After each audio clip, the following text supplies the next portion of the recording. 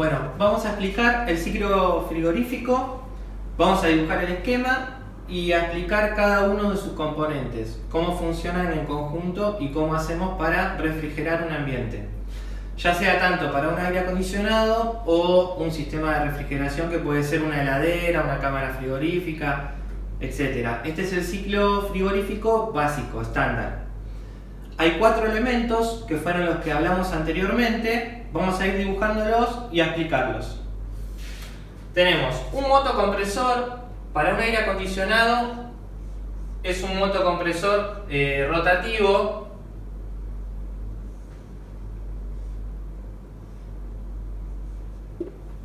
del cual del tubo de descarga va a salir el refrigerante. Vamos a dibujar la parte de alta presión en rojo y la de baja presión en azul. Va a salir el refrigerante y se va a dirigir al condensador, que es un intercambiador de calor por donde el refrigerante va a circular. Del condensador, el refrigerante va a pasar al dispositivo de expansión. Este dispositivo de expansión puede ser tanto un tubo capilar, un tubo restrictor o una válvula de expansión. En los casos de los aires acondicionados de baja potencia, generalmente es un tubo capilar y en los equipos más nuevos están usando tubos restrictores. Vamos a dibujar un tubo capilar. Bueno, a partir de ahí el refrigerante se va a dirigir hacia el evaporador, que es otro intercambiador de calor, y va a volver al compresor. ¿Sí? Vamos a anotar cómo se llama cada uno de ellos, así queda claro. Motocompresor. Este intercambiador de calor, en este caso, es un condensador por la función que está cumpliendo. Es un condensador. Este es el dispositivo de expansión, que en este caso es un tubo capilar. Y acá tenemos otro intercambiador de calor, que en este caso está cumpliendo la función de evaporador. Bueno, les voy a mostrar cada uno de estos componentes físicamente. Acá tenemos un motocompresor rotativo de un equipo de aire acondicionado de 3000 frigorías. Acá están las conexiones eléctricas, que lo vamos a ver en otro video. Acá tenemos el tubo de descarga, que sería este, y acá tenemos el tubo por donde el compresor recibe el refrigerante, que sería este. Yo acá tenemos un condensador, que es un radiador, es un intercambiador de calor. En este caso está cumpliendo la función de condensador, ¿sí? Por donde el refrigerante entra, circula y se condensa. Ahora lo vamos a explicar más detenidamente. Tubo capilar. Acá tenemos un tubo capilar doble, hay dobles o simples, ¿sí? Por acá circula el refrigerante que viene proveniente del condensador. Y por último acá tenemos un evaporador. Vienen de varios tipos. Este es tipo A100B, le faltan los canitos acá, que los hemos desoldado. O puede ser plano, como este que tenemos acá. ¿Sí? Es otro intercambiador de calor que está cumpliendo la función de evaporador. ¿Sí? Esta es la conexión donde se va a conectar los tubos para lograr conectarlo con la unidad exterior, que es donde se encuentra el condensador. Ahora vamos a explicar cómo funcionan en conjunto. Bueno, el motocompresor recibe el fluido refrigerante proveniente del evaporador a baja presión y baja temperatura.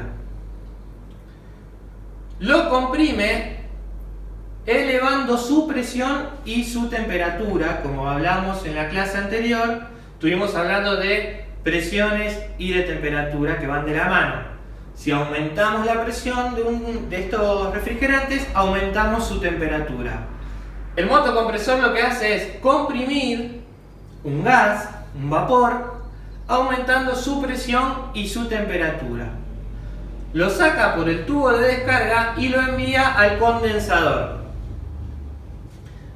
Acá tenemos un fluido refrigerante en un estado de vapor sobrecalentado. Acá hay un vapor sobrecalentado. Entra al condensador por la parte superior, como si fuera entra por acá arriba. Y mientras empieza a circular por el condensador, o sea, por los tubitos, hay un forzador, que es un ventilador, que sopla, que está ubicado acá, sopla, el cual extrae el exceso de calor del condensador, le saca temperatura al condensador.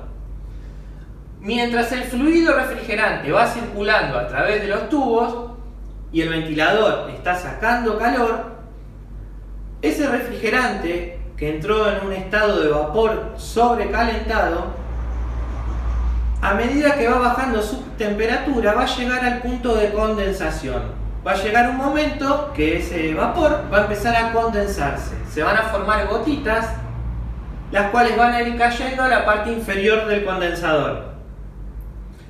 A la salida del condensador voy a tener un líquido, ya no tengo un vapor sobrecalentado. Vamos a tener un líquido a alta presión y a alta temperatura. ¿Qué hizo el condensador? ¿Cuál es su función? Transformar un vapor en un líquido, aparte de ceder calor al medio condensante. Cuando estamos en este punto, tenemos un líquido a alta presión y a alta temperatura.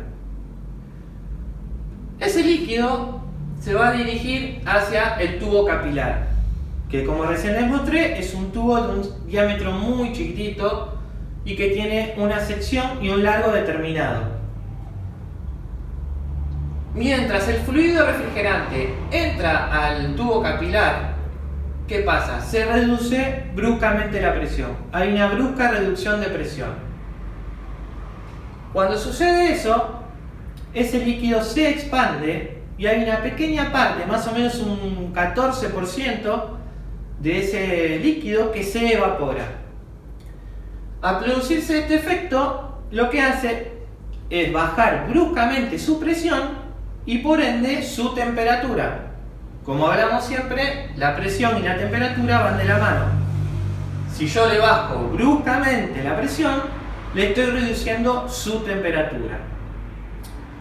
En el caso de los aires acondicionados, esa temperatura, el ideal es entre 1 y 5 grados centígrados. ¿Sí? Para lograr esa temperatura de evaporación, tenemos que tener una cierta presión.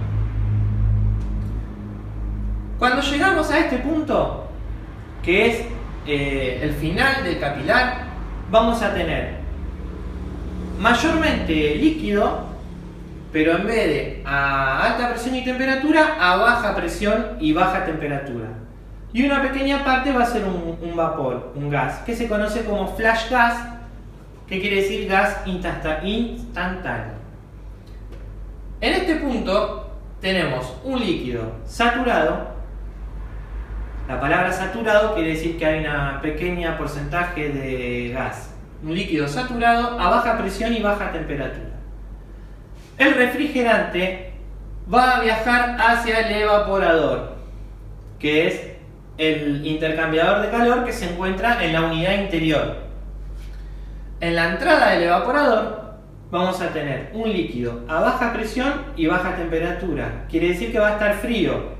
Por eso el evaporador se enfría. En este caso sería este evaporador. En la entrada, que sería el caño finito, va a entrar este caño finito.